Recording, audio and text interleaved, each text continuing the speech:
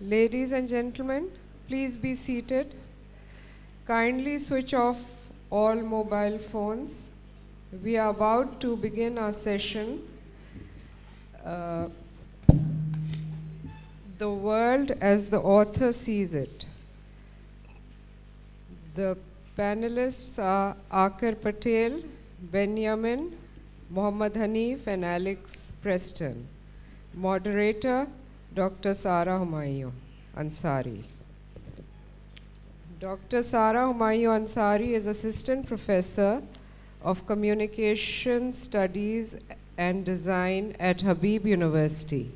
Her research interests are modernism, contemporary writing, and politics. Dr. Sara Humayun Ansari. Thank you.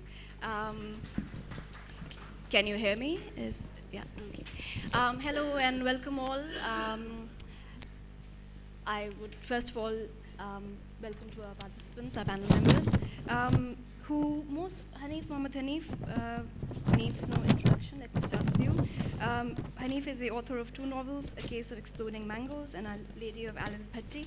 His fiction has been translated into more than 20 languages. He has also written the pamphlet, The Baloch Who Is Not Missing and Others Who Are. He works as a journalist, scriptwriter, and songwriter. Benyamin has published 15 books in Malayalam, including 7 novels, 3 short story collections, a travelogue, and memoirs. His most famous work, Goat Days, is a bestseller in Malayalam and translated into many languages, for instance, English, Arabic, Tamil, Kannada, Nepali, etc. It is a textbook for many universities and received the Kerala Sahitya Academy Award in 2009 and has been listed for the Man Asian Literature Prize 2013 and shortlisted for DSC Prize for South Asian Literature in 2014. The Arabic translation of the book is banned in Saudi Arabia and the UAE.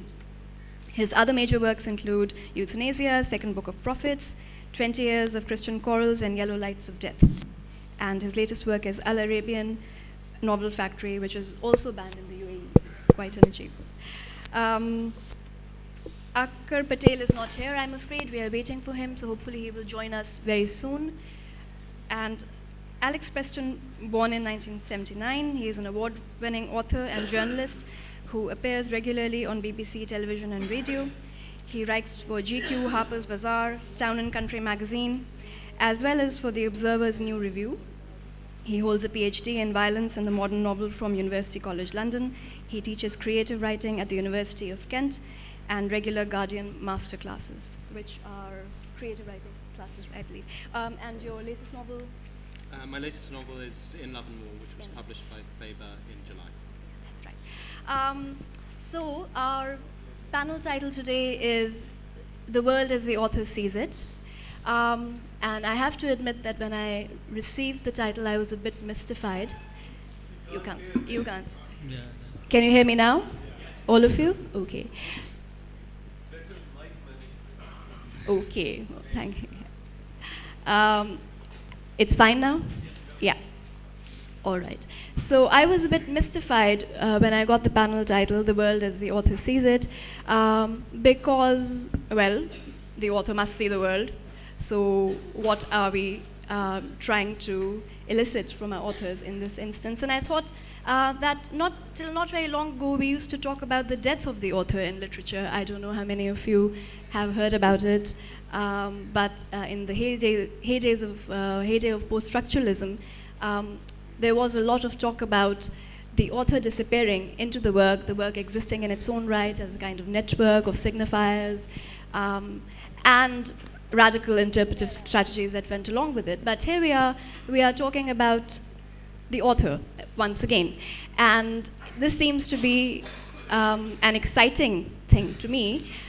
So without much delay, I will open up the panel to our participants and ask them what is so special about the world as the author sees it. Well, why don't I start there? Can you? I'm worried about my mic management here. You know, I think that, again, I was slightly mystified, but also rather intrigued by the title of this panel, and particularly when I had an email from Sarah when we were talking about this idea of the death of the author, that there was a wonderful book by Terry Eagleton called After Theory a few years ago, which basically declared the end of all of these strange ways of trying to understand the novel and a return to the idea of the author. And I think that something that comes into this is the recognition that something we always knew, that the novel is very much, it's the best way we have, better than any other medium, I think, of plugging into the intelligence of another human being. It's the best map of a human mind that we have. Something that has happened, I think, a lot in literature over the past few years is a blurring of the line between fact and fiction. And as somebody who writes a lot of journalism as well as writing novels, it's something of which I'm increasingly aware. I don't think even maybe since the days of the great 19th century novels, have we really believed in novels? Have we not had at some place a recognition of their artifice, of the unreality of the novel? And I think this is really a recognition now of that artifice and of the fact that when I am writing a novel, whether I am writing it from the perspective of Alex Preston or whether I'm writing it from the perspective of a young man in 1937 Italy, which I did from my last book, they are coming from the same places. They are coming from my mind, from my intelligence, from my way of engaging with the world. And so this idea of, the text exists on its own, it doesn't. The text is always there as a representation of the emotional and intellectual significances that I bring to the world. Yeah. And Benyamin, I believe that your novel was actually inspired by an encounter. Sorry. Should I move it? Should I take it in mind? Okay.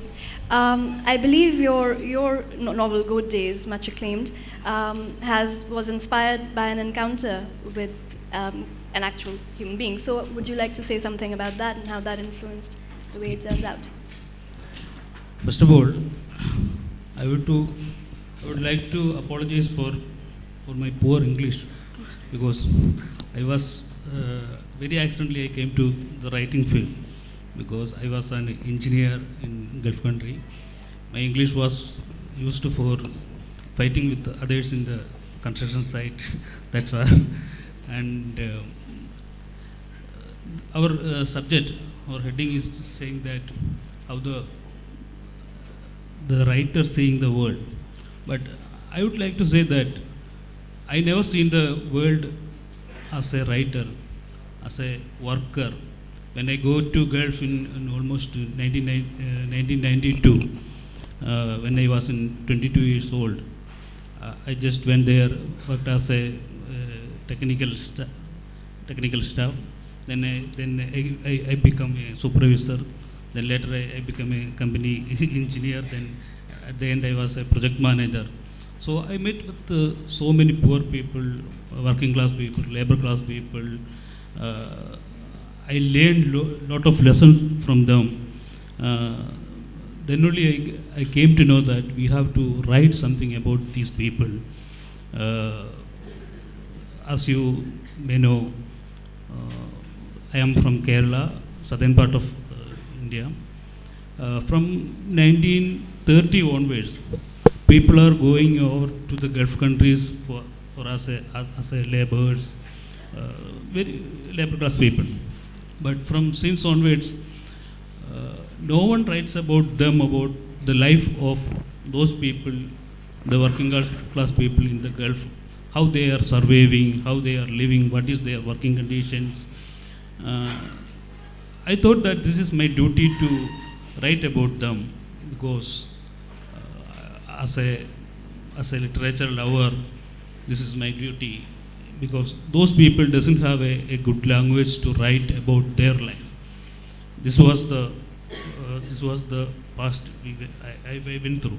So I met a person whose name was Najib. He went to Saudi Arabia for construction work, but actually he kidnapped from the airport, and he leads to the desert, and he lived there for 3.5 years with the sheep and camels. Such a stories we are hearing in the newspaper as a one column news. We found a man in the desert after long years. Even 2 months back also, a news came from a Tamil man escaped from the desert after 28 years. Such a news are coming, but we don't know how they are living there. What is the life in the desert? This is what I got from Mr. Najib, and I was with him for almost 1.5 years with him, and I came to know how he survived, how he lived without food, without bath for 3.5 years, without even touch with water, and such a horrible life. This is what I wrote in my book, God Days. As a writer, as a fictional writer, I think that I will not reflect the life as it is. We have to add some flavor or some color to the life, the original life, because the fiction is something else. What I am thinking. It is what I am thinking, that if a light is going through the prism, in the back of the prism there is a single light, but after when it touch to the prism, then it will become a vibgyor. This is what happening in the fictional writing. If you have a real life behind of us, when it is going through the writer, it will become another life, something else. This is what my argument on the fictional writing. I'll come back to it later. We know you have 2 novels, both of which deal with Pakistani politics in some sense, and I'm sure you get this question very often. How much of your writing is an attempt to reflect the world that you see around you, or is it really not? Are you trying to do something else? I think my novels dealing with the politics also. That's why 3 of my novels are banned in Gulf region. One is this one, God Days, is banned in Saudi Arabia and UAE. My recent novel, Al Arabian Novel Factory, is banned. Along with that one, there is another novel that is also banned in UAE. That is normally why they banned is there is some politics is in the book. That's why they are banning. Yeah. Hanif, would you like to? Yeah, I would. Can I talk about God Days a bit more? Yeah, because absolutely. I think it's much more fun than anything that I've read or written in a very long time.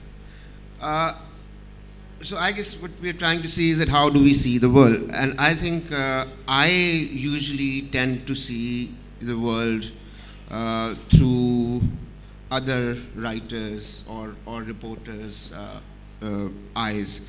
So I kind of tend to believe what I read on the page, even when I know that it's fiction, that it's made up, that somebody like me sat on a desk in a corner and created this world. For example, growing up, and I'm sure you probably have some point thought about it or not, or you should have thought about it, that millions of Pakistanis go to the Gulf and Saudi Arabia to make a living. It started sort of in the 70s through the 80s, 90s. But in our culture, in our literature, you will never see any kind of representation of that. Nobody who comes back from there tells us a story. Nobody tells us that what happened there.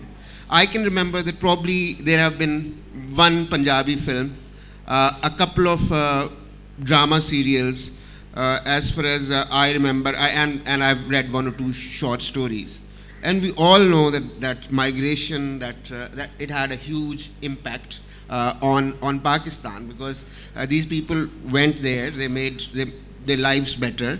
Our landscape kind of changed. They came back and they built new houses, but they also brought a very peculiar kind of culture from that country. I remember I was growing up in a village, and one day I counted there were 17 boys from my street only working in the Gulf and Saudi Arabia. And like you would have in most Punjabi villages, there's no concept of burqa. So obviously they'd seen all these things there. So the first woman who started to wear burqa on our street, my mother, she went berserk. She was like, this woman must have something to hide, because she must be up to something. That's why she's covering herself. Now, but when you read Urdu books or Punjabi books or our literature, you never see any reflection of like what happened to these people. Like somebody goes into a desert, comes back, and never tells you their story, that what happened to them there. So when I picked up this book quite randomly, this publisher was a friend of mine, sent to me, and I started to read it. And I was like, my God, this is the story that I've been waiting to read all my life. And he's told you a little bit of the story, but it's an adventure, it's a thriller, and it's a love story. Love just happens to be between a man and a bunch of goats. And it is as touching and as human a story as you're likely to read anywhere. And it tells us our relationship with that land, with that desert, what we kind of get from there. So now, whenever, although I have had friends who've been to Saudi Arabia, everybody has relatives who go there for Umrah, we keep seeing the pictures.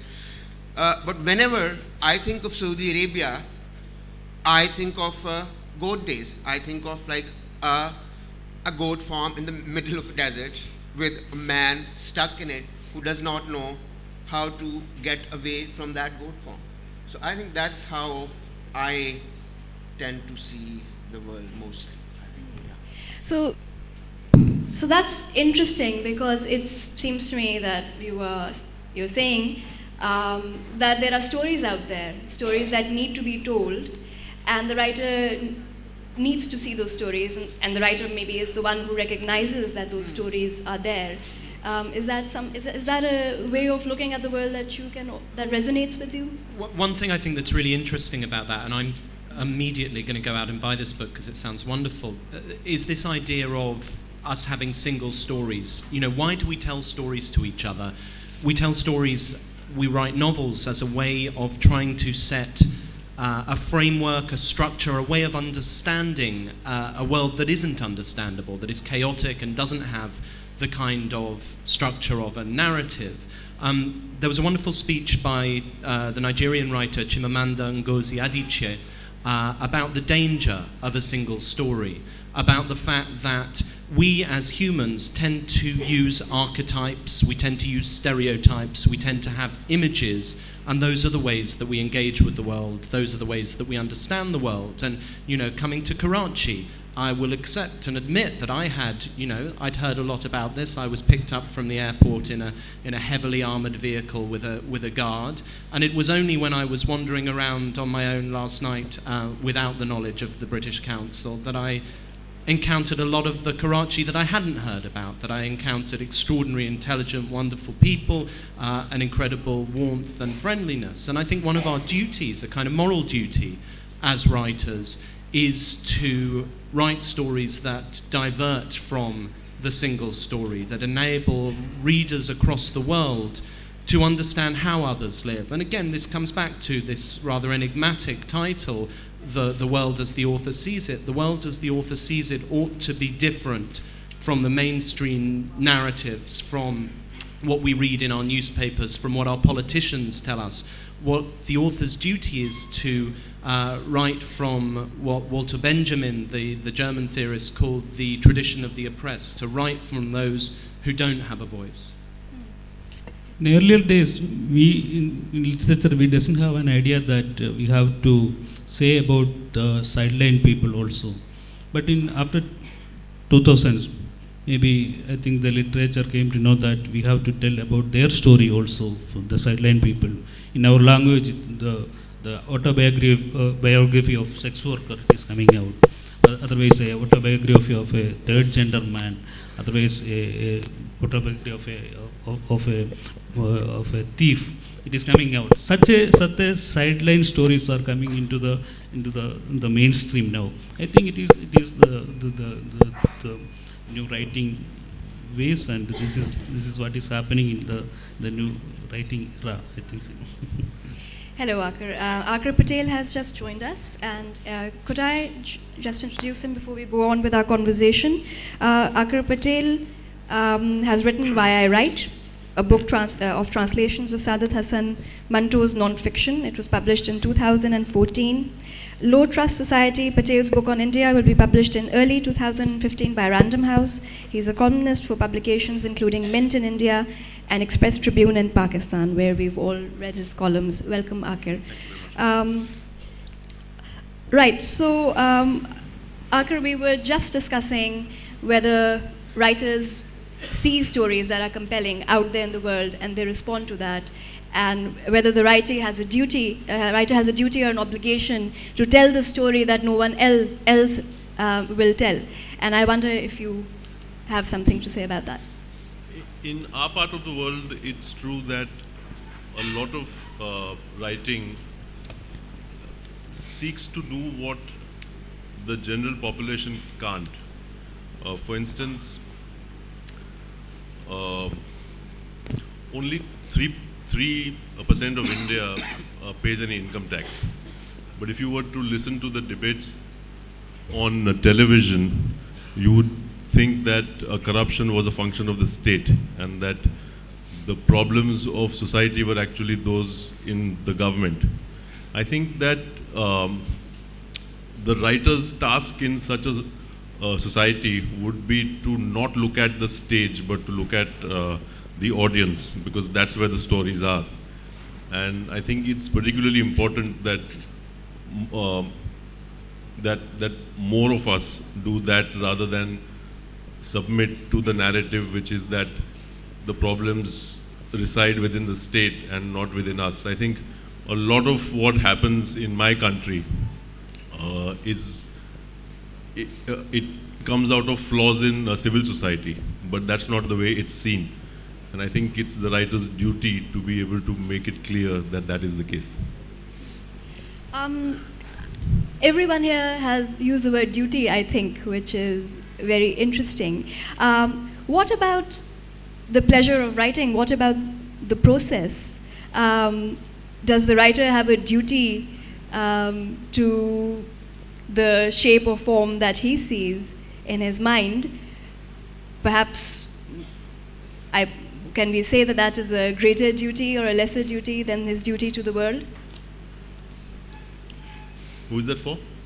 Anyone who for me, the act of writing is one that gives me a great joy, and I don't spend much time doing it, about 45 minutes a day, but it never seems to me that it is work or anything other than something that ought to be done. And I don't know of too many other trades. I wouldn't call writing a profession. I think it's a trade, just like plumbing or carpentry. You take up a small task and you try and do it the best you can. But I think the sort of joy that it gives you doesn't lend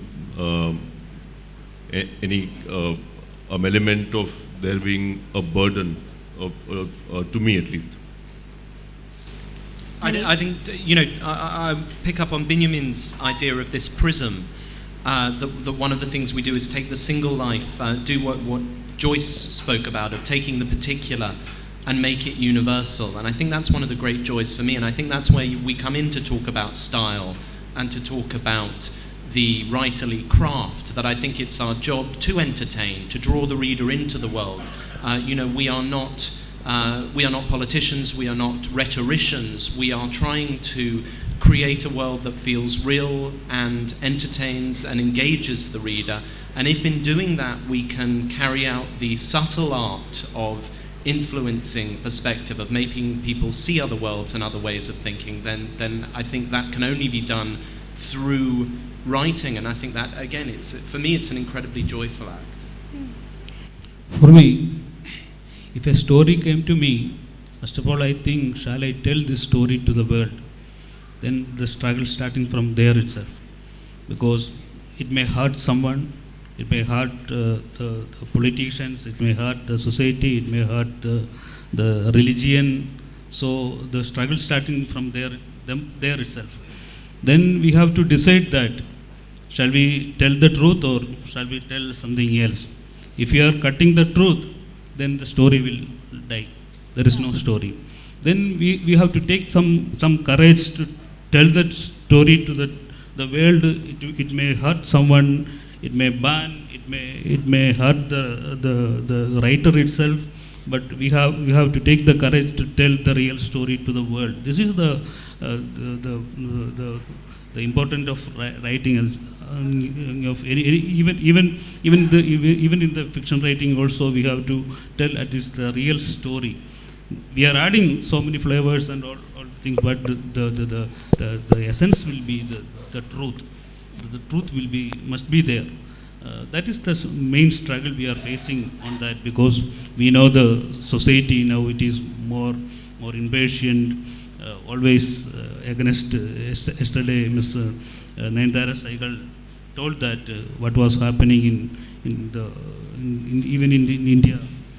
I am showing that this is the book. Yesterday she told that the Perumal Murugan's one part woman. There is an incident in this book that what a lower caste man is meeting with an upper caste lady. This is why he told that in his note that I am dead and I am not even a writer and I am stopping writing. This Perumal Murugan is telling that. This is what every writer is facing all around the world. If we tell the truth, then we are going to be targeted, but with from many areas, maybe the politician, maybe from the religion, from the rulers, from the government. So we have to cover all these things. This is the tension we are bearing. Then what I am telling that we should go to the red zone for writing. We cannot, as a writer, we cannot stay in the green zone always and tell the truth. We have to go to the red zone, tell the people, give maybe our life for the writing. This is what my idea. Hanif, would you like to say something? Sorry, I forgot what was the question. I think we've lost. You remember? we have lost track of the question, but the question was really about the process of writing, because we are talking. Oh yeah, that duty thing. Yeah, no, I am generally miserable. I kind of hate writing. That's one thing that I hate. I can cook, I can clean, I can sort of play with my baby endlessly. I can take my dog for a walk. I can do anything that does not involve writing. With some pleasure, but when it comes to writing, I am just very, very bad and miserable. But having done it, when I'm rewriting, then I kind of get into it. Then I think that okay, then it becomes what Aakar said, that it's a trait, that you made a chair somehow, but it doesn't quite it hasn't it's disjointed. Which tang choti hai idhar se. Then you are kind of trying to fix it. As my friend says, it's more like toka-toki, when you're kind of trying to make things bring them into some kind of equilibrium. And I think that I enjoy, but the basic process of writing, I think it's an ailment, it's an illness, a lifelong illness that will kill you one day, but you kind of live with it. I mean, for me, it's like that. I know kind of writers who are full of joy and kind of they just. But I'm not one. Well, there's also journalism as writing, which if I could ask you a little bit about that. These stories that you say need to be told, but you can tell them as journalism as well, right? And you do. Hanif, you and Alex, I've read your journalism a little bit, and Aakar, you're a journalist too. So why choose to tell them in fiction? Or why choose to tell them in journalism? What is it? What makes you decide on one or the other, or is it really a decision? I think it's a it's a political decision. You we don't want to go on too much about the media, but you know that it's owned by kind of big states, and they have their interests and they want to make money. It's business like. So there are stories which don't get covered because because they're scared that there will be consequences. So if you are a journalist and and you know some editors who you can shame into publishing something by using, because you've known them for a long time, or because they think that if they don't publish it, then you will go around, you will get it published somewhere else and say that look at this man, he used to be such a radical and now he's not publishing this story because he's scared of his state or the military or the government. So you do that as a reporter. There are stories, that they're straightforward stories, journalism 101. Somebody gets picked up by the government agencies, and that your TV and your newspapers are just going to ignore it. Whereas by any definition of journalism, it is if a man has gone missing and the family says that these people have picked them up, there's an FIR, there's a case in the court, so there is no reason that this shouldn't be covered. So that's what we try and do from time to time, sometimes with a bit of success, sometimes but as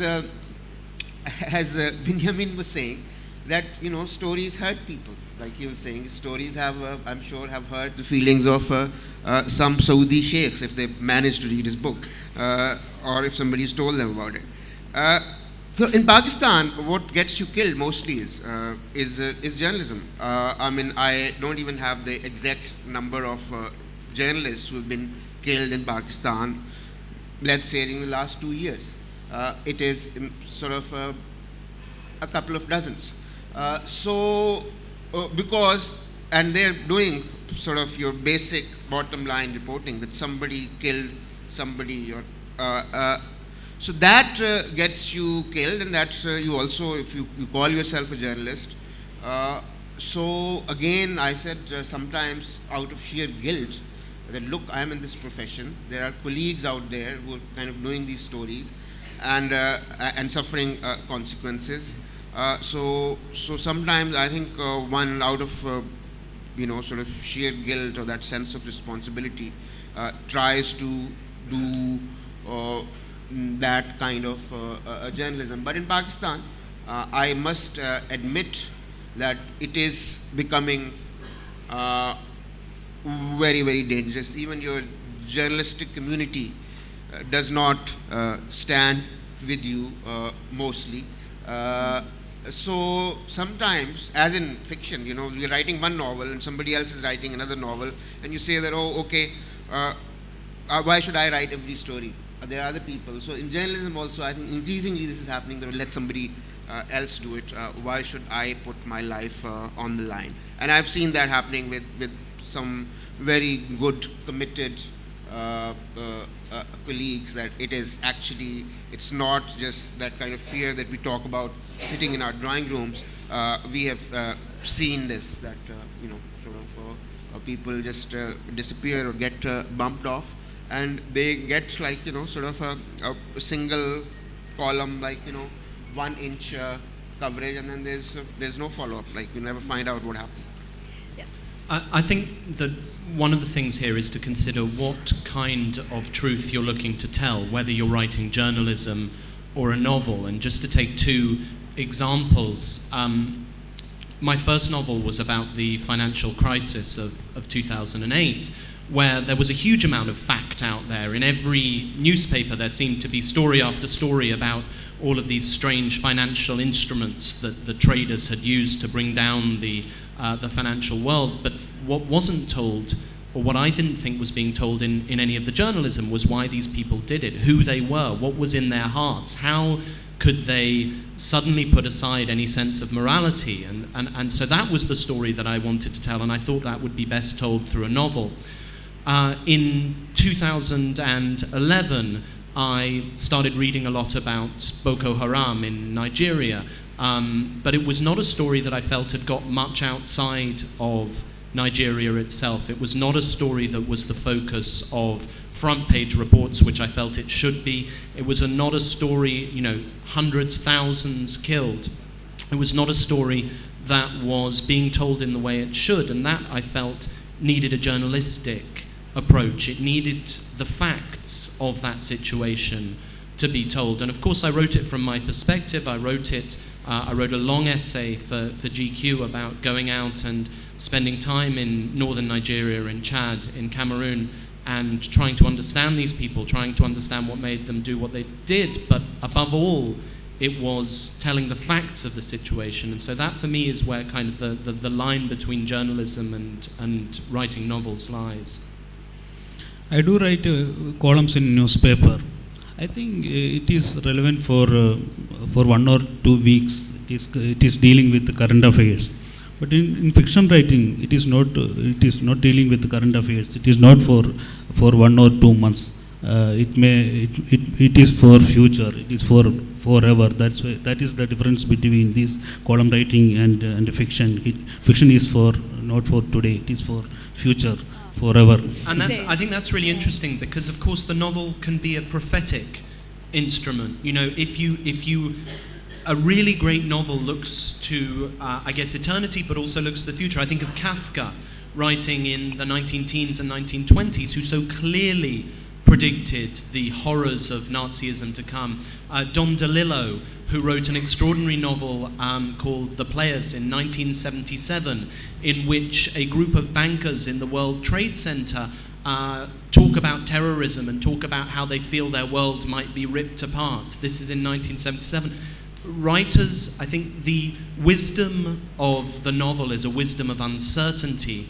It's a wisdom of ambiguity, but that uncertainty and ambiguity can allow it to reach into modes of being that I think the world itself hasn't quite established or experienced yet. For an example, if you read J.D. Salinger today, we may amaze that we may think that it is written yesterday or day before yesterday, like that it is written in almost 50 or 60 years back. This is the cream of the fiction. It is relevant for any age, any era. This is what I am always focusing on, the fiction writing. I think Mr. Aakar has some idea on this one, because he hates fiction writing. No, I don't hate it. I think that in a part of the world where there is so much in fact that is relevant, why turn to fiction? Just to tell the stories that are actually happening on the ground in this place, whether it's India or Pakistan or Bangladesh. The sort of violence there is, the sort of inequality there is, maybe the finer stories. I think to an extent there is a running away from it when one turns to fiction. I can understand the fact that there are many things that we can't write about openly, and it's as true of India as it is of Pakistan, that people get offended very quickly, they take to violence very quickly. Somebody who's pointing out something obvious comes under threat, and it is true that for that reason you ought to seek recourse in fiction. But other than that, I don't think there is that much to be said about fiction written from the subcontinent, when for the most part what ought to be written and read is the factual. That's exactly what Adab Swaif, the Egyptian writer, said exactly that during the Arab Spring, said that this was not a time for the novel, this was a time for straight reportage, it was a time for the reporting of the actual facts of what was going on. And I understand that, but I also think there is something that the novel can do that reportage can't, that journalism can't, which is, I think it provides a deeper layer of immersion into a story. I think it also, if the novelist is doing his work correctly, it enables the reader to feel their way into the situation, to view it from the perspective of those in that situation. It also, of course, as you says, the novel is a vehicle for escaping censorship. You think of Bulgakov writing, or you think of Solzhenitsyn writing, and you think of the way that they were able to transmute the censorship of their time. I don't think we have the problem of the state that the Russians did. I don't think the state is as heavy-handed in South Asia as it was in the Soviet Union. I think our problem is with society, that we have resistance to writing about certain subjects and writing about them in a particular way from readers. That is why it is running away to go to a novel. You have to tell them that this is who you are. When you have a state, my state, we rioted and we killed 1,000 people. People blame the BJP for it. The BJP didn't come and kill my neighbor. You should look at yourself and tell yourself and ask yourself what you are. If you ask a Gujarati what went wrong in 2002, the answer will be "E loko e sharu karyo." They started it. The idea that there is some collective they, and that collective they should be collectively punished, and that is justified, is a validly held opinion in that state. I'm saying that if you have that sort of reality in front of you, I don't know if you should be writing novels. I think. But is the novel not a way of getting over that sense of them and us? And is the novel not a way of? I suppose I'm just being frustrated at my impotence, rather than trying to give any big argument on the quality of the novel. I really don't know. I'm saying that if I can't drill something basic into the head of my reader, and I fail at it. Maybe I'm wrong in doing that, I don't know. But I think the form is, at that point, not really material. Shall I tell one thing? If you want to know the real life of any world, you have to go to the novels. If you go to the historic book or any other essays, you will get some other ideas also. Because if you want the real life, how the people lived, what is their culture, what is their food or something, everything lies in novels only. If you want to know about the Russia, we have to go to Dostoevsky, not to the historians of those periods. We have to go to the fiction writer. This is the magic of fiction.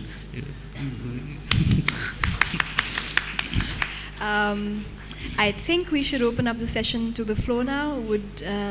Do people have questions?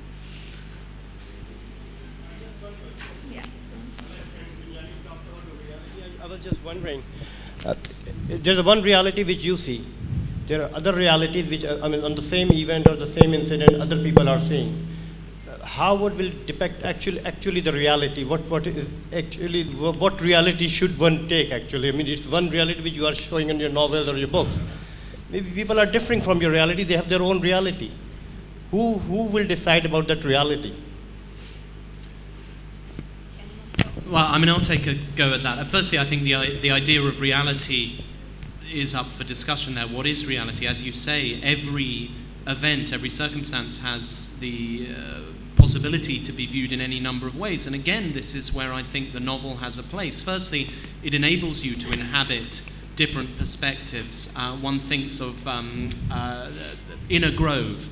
Do we know the Japanese story which Kurosawa made the film Rashomon about, where the same murder is described from any number of perspectives, and really what it ends up asking us is whether there is any objective truth at all. But that ambiguity, that uncertainty, that sense that we don't have an absolute truth here, I think that works in the favor of the novel. We are bombarded by people who are incredibly certain of what they believe, of the fundamental correctness of their views of events, of politics, of situations. And I think it is the novelist's place to say, actually, ambiguity is our friend. Again, the wisdom of the novel is the wisdom of uncertainty. It is the wisdom of ambiguity. I think that what we need to do is to present how multifarious, how various, how extraordinarily diverse perspectives are, and to allow that to operate in a state of openness without trying to pin down the certainty of one reality or another.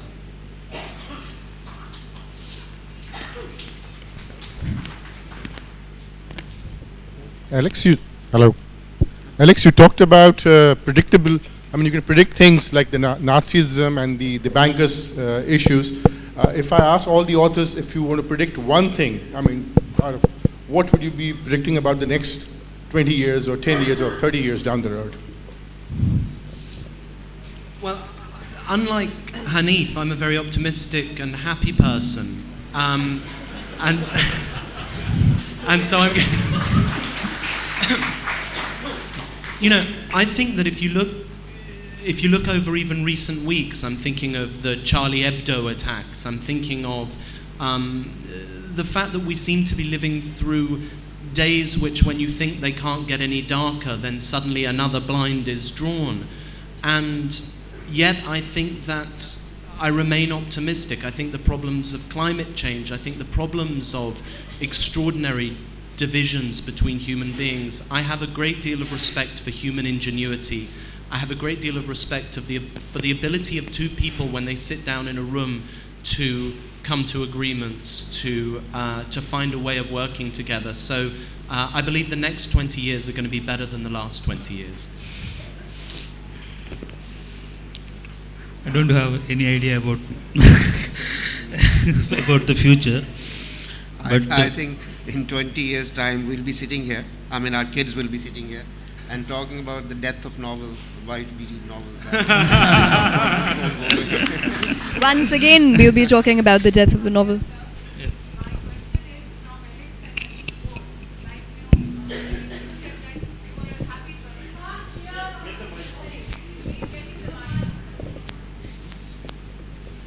Like Alex, you said that you're not like Hanif. You're a happy person. So what do you think this is the difference of social difference? Like, we don't have very happy occasions as UK has. Like Pakistan, we've diversified problems. So it's we just had Kashmir Day, no? Was that okay. So he said that in one sentence.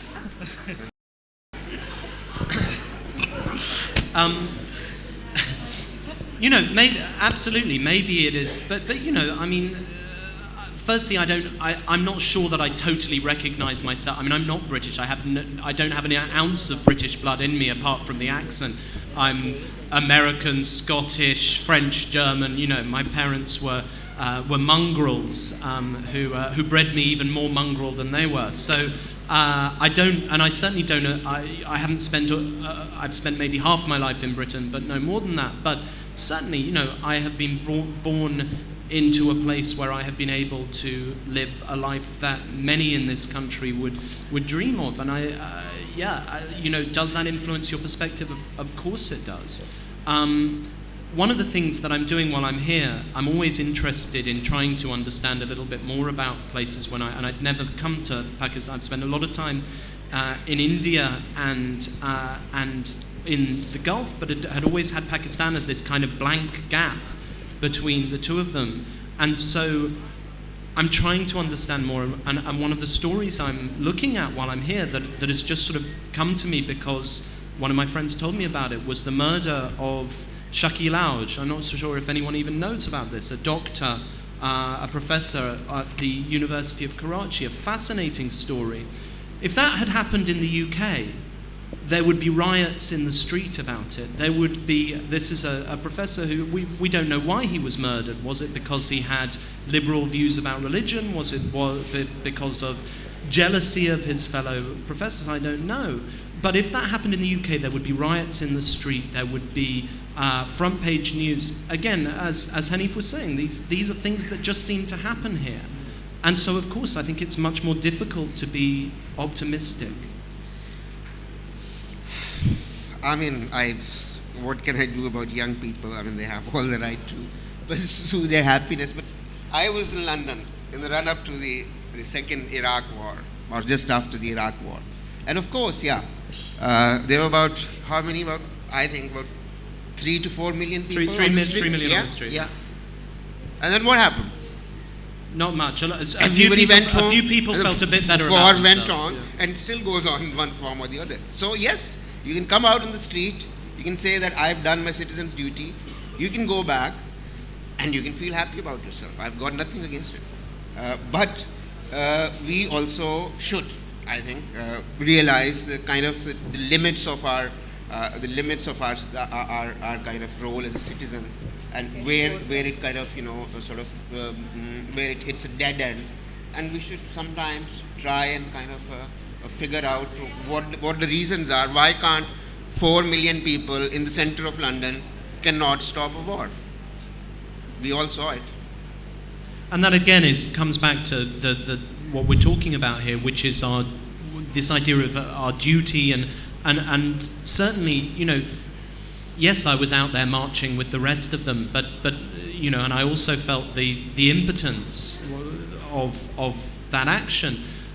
But as a novelist, I think that there is this duty. There is a duty to reflect it. And I think, again, talking about the power of the novel, this extraordinary ability to allow others to view your perspective, to allow others into other ways of thinking. And can it change things? Did Uncle Tom's Cabin end slavery? I don't know. Did Turgenev's Hunter's Sketches, everyone put it down, Turgenev, the emancipation of the serfs in Russia was down to Turgenev's Hunter's Sketches. I don't know if it's as direct a line as that, but I certainly think that literature has a huge role to play in changing the miserable state of things.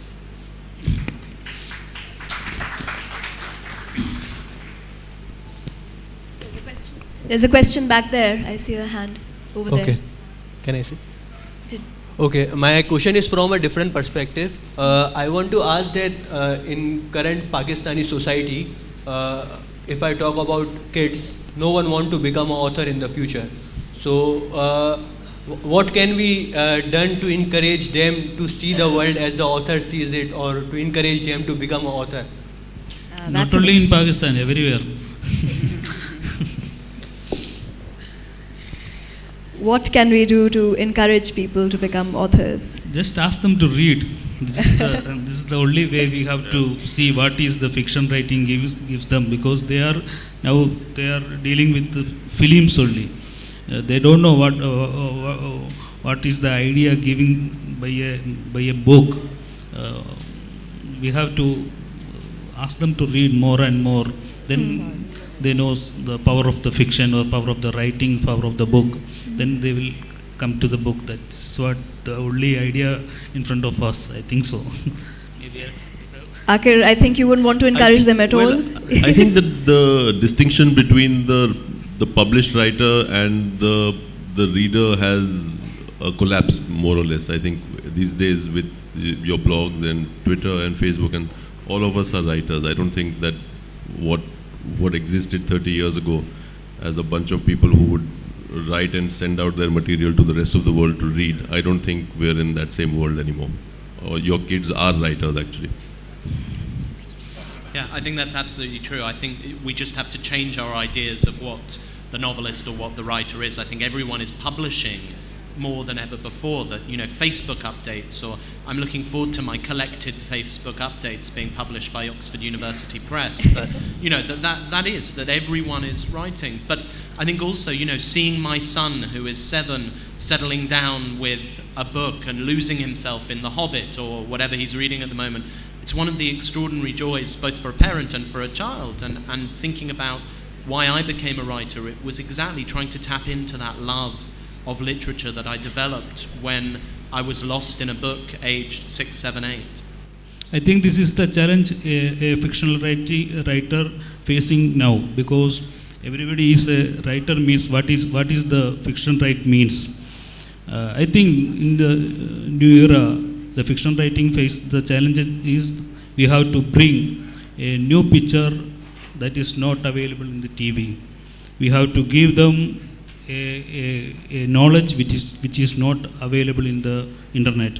This is the main challenge we are facing, the fictional writer facing in this age. I think it may happen in the fiction. I just want to ask a question. I don't know whether you can hear me from here. Hi. Yes. Okay. Aakar said something and Hanif said something, and people are talking about your perspective and how the author sees it. So I just wanted to ask you whether, Hanif, you also hold the Pakistani public that is responsible for whatever happens, like Aakar does, considering the issues that we have and the way that our public does behave. I mean, in Pakistan, we have a huge problem. We do hold the state responsible in a lot of cases. But from the two of you, I would really like to hear a comment about this and how you see it. And you hold the public responsible. Do you? I think the question was directed at Hanif. Yes. And Aakar, how does he see it? Everyone. Yeah. First, Hanif, whether you see the same thing, that our public is responsible. Yeah, public is responsible. Yeah. I agree, yeah. I think there are two separate things. I think Pakistan has also screwed up its state, which India has managed somehow not to. I think most Pakistanis would be served well by reading their constitution. And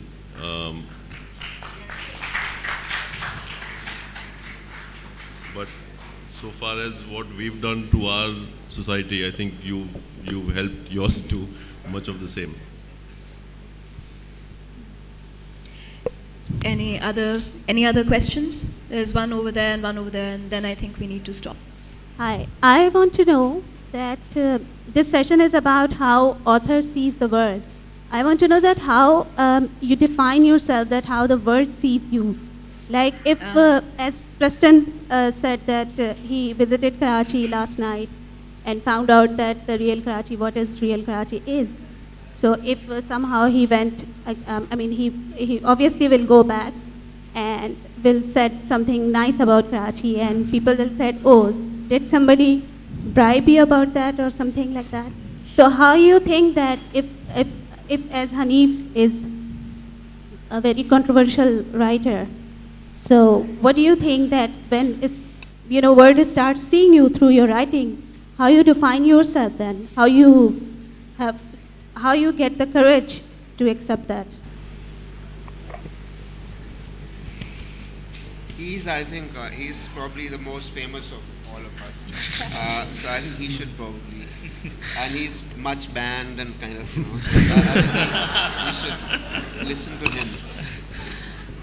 I wish we need a freedom of speech at any end, and freedom of belief, freedom. This is what we need, and love each other. We must need a tolerance to others, but we are living in such a society. Intolerance is going on. Every day we are going on suppression. We fiction writers like to away from that, and we need a new world. Love each others. We can talk freely. This is what this is the world I like, and I wish to come in future. Okay, a final question then. Over there, there's a hand over there. Was there somebody waiting? No.